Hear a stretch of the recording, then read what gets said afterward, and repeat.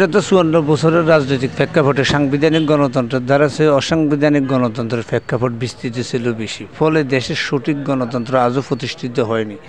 এই দেশ চলমান বিশ্বের সাথে তাল মেলাতে না ফেরে ৫৪ বছর পিছিয়ে গেছে। কে স্বাধীনতার ঘোষক, এই মতপার্থক্য সামনে নিয়ে গণতন্ত্রকে পারিবারিক তন্ত্রের খাঁচায় বন্দি করে রেখেছে।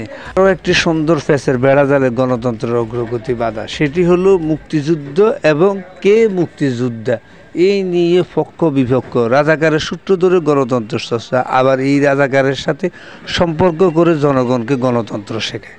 ফলে এই দেশের রাজনৈতিক, সামাজিক, অর্থনৈতিক সমরনীতি, শিক্ষানীতি অদৃশ্য এক দুর্ভাগ্যের বলয়বন্দী। একতরফা পারিবারিক তন্ত্রের রাষ্ট্র ক্ষমতা পরিচালনায় কোনো যোগ্য নেতৃত্ব আসে নাই।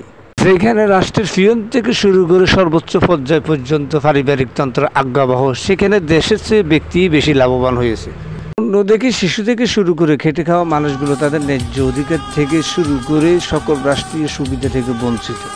এই রকম রাজনীতি, গণতন্ত্রের উপর ভর করে পারিবারিক তন্ত্রের রাজনীতি পৃথিবীর কোনো দেশের জন্য কল্যাণ আনতে পারেনি। বাংলাদেশের জন্য তো সম্ভবই না। সব দুর্নীতি আর দুর্নীতি। শেখ হাসিনা ও বেগম জিয়ার মুখ থেকে আমরা শুনি দুর্নীতি কাকে বলে। আমার বাসায় কাজ করে গেছে পিয়ন, সে এখন ৪০০ কোটি টাকার মালিক। হেলিকপ্টার ছাড়া চলে না। হ্যাঁ, বাস্তব কথা। আমরা অনেক বড় বড় নেতা বানিয়েছিলাম, অনেক বড় বড় পদ দিয়েছিলাম, মন্ত্রী বানিয়েছিলাম, যারা কিছুই ছিল না, যাদের এই বিএনপি দিয়ে, শহীদ জিয়া রহমান দিয়ে, আমার দিয়েই অনেক বড় হয়েছে, অনেক কিছু মালিক হয়েছেন, তিনারা সব বেঈমানি দালালি। বিধানের দোহাই দিয়ে সময় মতো নির্বাচনের জন্য রাজনীতিবিদরা দাবি তুলে জনগণের কাছে, অথচ তারাই নির্বাচন নিয়ে মব করছে। ৫৩ বছর যাবত এমপিরা মব করতেছে বাংলাদেশে। কিভাবে? আপনি যখন ইউনিয়ন চেয়ারম্যানটা আগে চান না, উপজেলা চেয়ারম্যান আগে চান না, আগে চান সংসদ নির্বাচন।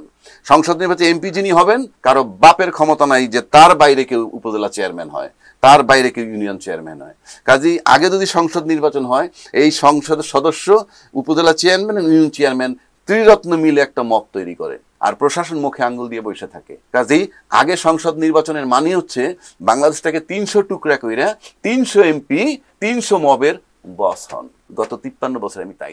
মানুষের জন্য অত্যন্ত দুঃখের বিষয়, রাজনীতির মাঠের খেলার জন্য ১৯৭১ সালে স্বাধীনতা যুদ্ধের এক রক্তাক্ত ক্ষত বিক্ষত দিয়ে অর্জিত স্বাধীনতা সার্বজনীন ও সাংবিধানিক স্বীকৃতি থাকা সত্ত্বেও এক এক রাজনৈতিক দল এক একভাবে মুক্তিযুদ্ধের ইতিহাস উপস্থাপন করে সঠিক স্বাধীনতা যুদ্ধের ইতিহাস বিকৃতি করে ফেলেছে। উপলব্ধি থেকে নিশ্চিত হওয়া জরুরি, জুলাই আগস্ট ফ্যাসিবাদী সরকারের বিরুদ্ধে এই দেশে মানুষের যে গণ আন্দোলন হয়েছিল, তাতে প্রত্যক্ষ ও পরোক্ষভাবে এই দেশের প্রতিটি মানুষের কম বেশি প্রবল সমর্থন ছিল, যারই ফলাফল হচ্ছে বর্তমান প্রেক্ষাপট চিত্র। যুদ্ধ আন্দোলনের সনদ ও ঘোষণাপত্র নিয়ে নানা জটিলতা ও রাজনৈতিক দলগুলোর মধ্যে মতৈক্য, অবশেষ সকল দলের ঐক্যবদ্ধ অংশগ্রহণ এবং রাষ্ট্রের মালিক জনগণের প্রবল ইচ্ছা আকাঙ্ক্ষার প্রতিফলন।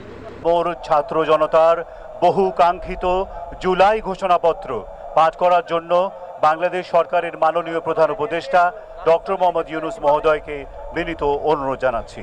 মঞ্চে উপবিষ্ট দেশের শীর্ষ রাজনৈতিক দলের নেতৃবৃন্দকে বিনীত অনুরোধ করছি, জুলাই ঘোষণাপত্র পাঠের সময় মাননীয় প্রধান উপদেষ্টার পাশে দাঁড়িয়ে সংহতি জানানোর জন্য। শীর্ষ রাজনৈতিক দলের নেতৃবৃন্দকে সাথে নিয়ে এবারে জুলাই ঘোষণাপত্র পাঠ করছেন মাননীয় প্রধান উপদেষ্টা ডক্টর মোহাম্মদ ইউনূস।